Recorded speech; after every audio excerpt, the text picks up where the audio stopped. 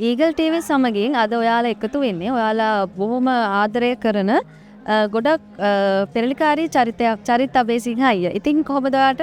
හොඳයි සතුටින් ඉන්නවා. මම මෙහෙම ප්‍රශ්නයක් අහන්නම්කෝ. ඔයාට මොකද හිතෙන්නේ ධනුෂ්කයිගේ මේ වෙඩින් එක ගැන සහ එයාගත්ත ඩිසිෂන් එක ගැන? ඔයාට මොකක්ද ඔයා දරන මතය? මගේ දරණ මතය කියන්නේ ධනුෂ්ක මම දන්නේ ඇත්තටම මේ සාමාන්‍යයෙන් ඉදිකටුවක් වගේ කාලේ ඉඳන් ධනුෂ්ක මේ කෙසල් ගෙඩියක් වගේ වෙනකන් අතරමැද සියලු වකවානුවල ධනුෂ්කත් එක්ක පහින්දලා තියෙනවා. ඉතින් ධනුෂ්කේ පළවෙනි චිත්‍රපටය කරන තැන, පළවෙනි නිර්මාණය කරන තැන, ගර්ල්ෆ්‍රෙන්ඩ්ස්ලා ආශ්‍රය කරන හැම තැනම වගේ මං ඉඳලා තියෙනවා. දැන් ඉතින් එහෙම තමයි ඉතින් පිරිමි ළමෙක් වුණාම එහෙම ගෑන් ළමයි ආශ්‍රය කරලා තමයි බඳින්නේ. ඔයා හිතන්නේ මේ හැම පිරිමියම හැම ආදරය කරන කෙල්ලෝ කසාද බඳිනවා කියලා? එහෙම තැනක ඉන්නවා හිතාගෙන ඉන්න. නෑ නේද? ඒක තමයි. හරි. එහෙම වෙන්නේ නැහැ. ඉතින් හැබැයි ඉතින් ධනුෂ්ක මං හිතනවා මේ අර අපි කියනවානේ අර we save the best for the last කියලා. ඒ වගේ මම හිතන්නේ යාගේ ජීවිතේ යාට කසාද බඳින්නේ ආවොදම කෙනා එනකම් බලාගෙන ඉඳලා තියෙනවා.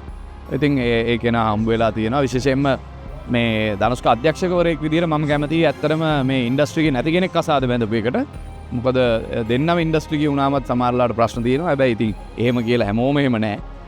එහෙම සතුටින් ජීවත් වෙන අයත් ඉන්නවා. ඉතින් මම හිතනවා ධනුෂ්ක වගේ කෙනෙකුට මම හිතනවා හොඳයි මේ ඉන්ඩස්ට්‍රි එකෙන් එළිය කෙනෙක් බැඳපු එක. ඉතින් ධනුෂ්ක කියන්නේ මගේ මල්ලි කෙනෙක් වගේ. ඉතින් ඒ නිසා මම ධනුෂ්කට විශ් කරනවා nothing but the best. එතකොට මම තව මෙහෙම ප්‍රශ්නයක් අහන්නම්. අයියා දරන දේශපාලන මතයක ලොකු පෙරලියක් නැති වුණා.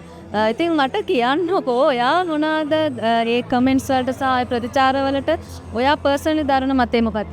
පර්සනලි දරන මතය කියන්නේ මෙහෙම ඇත්තටම මේ මගේ දේශපාලනේ පටන් ගත්තෙම මම මේ මඩ නැතුව කතා කරමු කියලා. හැබැයි ඒක කරන්න බැරි වුණා. ඒක මම විතරක් හිතාගෙන ඉඳපු වැඩක් වුණා. හේතුව මඩ නැතුව කතා කරමු කියලා කිව්වට මම ජීවිතේට කලාකරුවෙක් විදිහට අත්විඳපු නැති මඩ පන්දරාවක් මගේ ඇඟට මට විරුද්ධ ප්‍රතිවාදී කණ්ඩායමේ ඉන්න අය මේ මගේ පැත්තට එල්ල කරා. එල්ල කරද්දී මැතිවරණ කැම්පේන් එක තුල මම පාර්ලිමේන්තුවේ ඉල්ලපු කැම්පේන් එක තුලම ඒගොල්ලෝ ලොකු ප්‍රතිවාදීක් විදිහට මාව දැක්කා. මාව නිකන් පිස්තෝල වලට ආස දාමරික එංගලන්තයේ අවුරුදු ගාණක් ඉරේ ඉඳපු එහෙම චරිතයක් විදිහට තමයි උත්සාහ කළ ලංකාවට පිටුවහල් කරලා ඉන්න. එහෙම චරිතයක් විදිහට තමයි ඒගොල්ලෝ මැව්වේ. හැබැයි ඊට අවුරුදු ගාණක් තිස්සේ මම මේ ඉන්ඩස්ට්‍රි එකේ වැඩ කරනකොට මට කවදාවත් උම මේ ප්‍රශ්න තිබිලා නැහැ, ගොසිප් තිබිලා නැහැ. දැන් ඒවා තියෙනවා. එතකොට ඒකෙන් පැහැදිලි වෙනවා මේ මාව ඒගොල්ලන්ට ප්‍රශ්නයක් කියන එක. ඉතින් මමත් විශ්වාස කරනවා මේ අර අපි ඌරොත් එක්ක ෆයිට් කරනවා නම් එහෙම මඩට බහින්න වෙනවා. ඉතින් ඒක නිසා මඩ නැති දේශපාලනයක් නැහැ. දැන් අපි මඩත් එක්ක තමයි දේශපාලනය කරන්නේ. ඉතින් ඒගොල්ලෝට මඩ අපිට ගහන්න පුළුවන්. අපිත් නිකන් ඉන්නේ නැහැනේ, අපිත් ගහනවා. තවදුරටත් දේශපාලනයෙන් ඉදිරියට යන හිතාගෙන ඉන්නවද? අනිවාර්යෙන් දේශපාලනය විතරක් නෙවෙයි මම මගේ ජීවිතයේ අත දීපු හැම දෙයින්ම මම ඉස්සරහට ගිහිල්ලා තියෙනවා. ඒකින්ද දේශපාලනයෙන් පස්සට යන්න කිසිම අවශ්‍යතාවයක් නැහැ. ඒකත් මගේ ජීවිතේ මට යන්න පුළුවන් උපරිම තැනට මං යනවා.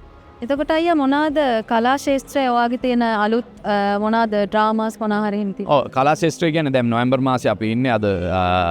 අද ඇවිල්ලා නොවැම්බර් 4 වෙනිදා. ඉතින් නොවැම්බර් 20 වෙනිදා මගේ මිස්ටර් මිසිස් කියන මූවි එක එළියට එනවා. කොමඩි එකක් ගිරිරාජ් කෞශල්‍ය ලියපු අපේ ආචාර්ය රවි ලියනගේ මේ නිෂ්පාදනය කරපු චිත්‍රපටයක් මම අධ්‍යක්ෂණය කරපු. ඉතින් ඒක සිනමා ශාලාවල් වලට එන්න බලාපොරොත්තු වෙමින් ඉන්නවා. නොවැම්බර් 20 EAP මණ්ඩලයේ තියෙන සිනමා ශාලාවල් වල ඒ චිත්‍රපටය එනවා. ඊට අමතරව ලබන අවුරුද්දේ තවත් චිත්‍රපටයක් මම කරපු එකක් එළියට එනවා. ඊට අමතරව ඔය දැනට යනවා නාට්‍ය දෙකක්, අම්මා කියලා එකකුයි මගේම දෝ කියලා එකකුයි. ඉතින් දෙකක් යනවා. කලා කටයුතු වලින් ඈත් වෙලත් නැහැ.